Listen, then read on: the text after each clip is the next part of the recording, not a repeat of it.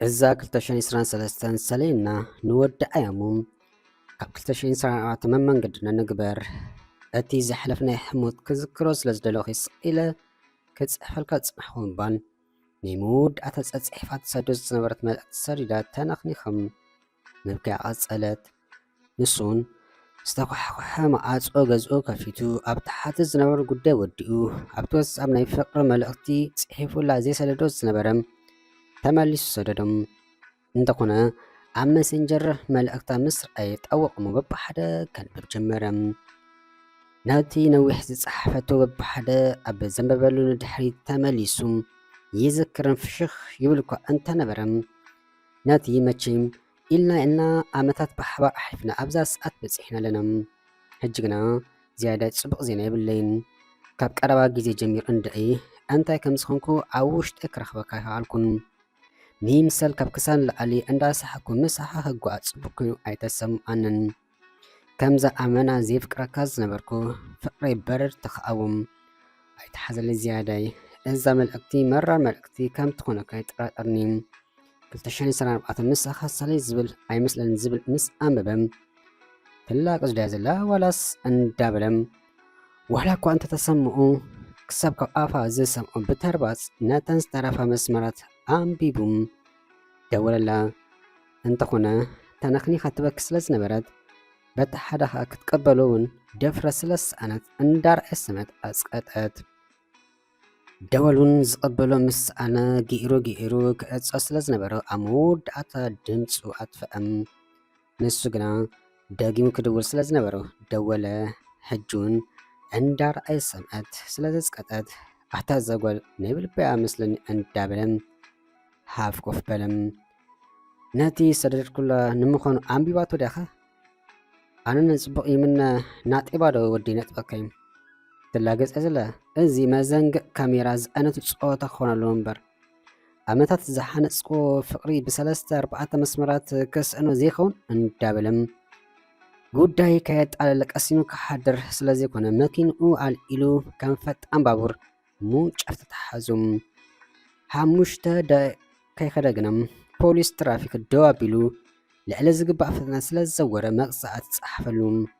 ኣብታ ሰዓት ዋጋ ኣሽሓት መቕፃዕቲ እውን እንተዝፅሕፈሉ ጉዳይ ኣይኮነን። ሃሙን ቀልቡን ምስተ ኣዝዩ ዘፍቅራ ናይ ሕጂ ኣፍቃሪቱ ናይ መፃኢ ሰበይቱ ክትከውን ዝብሕጋ እዩ ዘሎ።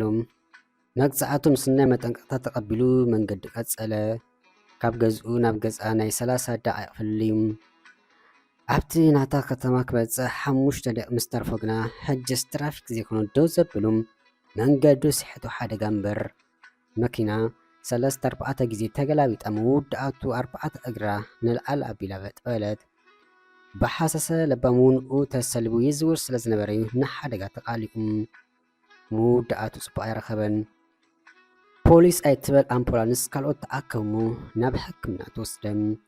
ንሳ ብወገና ንብቃታ ደራሪዛ ነብሳ ኣረጋጊኣ ክድውለሉ ምስ በለት መልእክቲ ከም ሰደለላ ስለ ዘስተባሓለት ብተሓዋኽ ምስ ከፈተቶም ንዝርኣየቶም እማንስ ኢና ተፀገመት። ኣቦይን ኣዴን በቢኑ ጸሎቶም ክንዋ ነገሩ። ንሳ ናይ ንፈላለ መልእክቲ ትሰደድ፣ ንሱ ድማ እስከ ብሓባር ኮይና ፅብቕተይ ጉዕዞና ንቐፅል ብሓባር ኮይና ባሕታ ደስታ ሓጎስ ዋላ ኣብ ተራ ኣጋጣሚታት ንለ ነንሕድና ኣብ በዳሕቲ እዋናት ድማ ንተሓገዝ። ኣብ 2024 ከይተፈላለና ተጣሚርና ንኺድ ክልተ መንፈስ ኣብ ሓደ ናይ ሓጎስ ጋብለም ኣዊእን ዝሕልን ኢድና ተታሒዝና ንዝመፅእ ነገር ብሓባር ከም ንምክቶ እንዳሓሰብና ከይተፈላለና ንሓዋር ምንበር ንስኺ ንኣይ ኩልንትናይኺ ኣብ ልዕለኺ ዘለና ፍቅሪ ድማ ልባውን ውሽጣውን እዩ።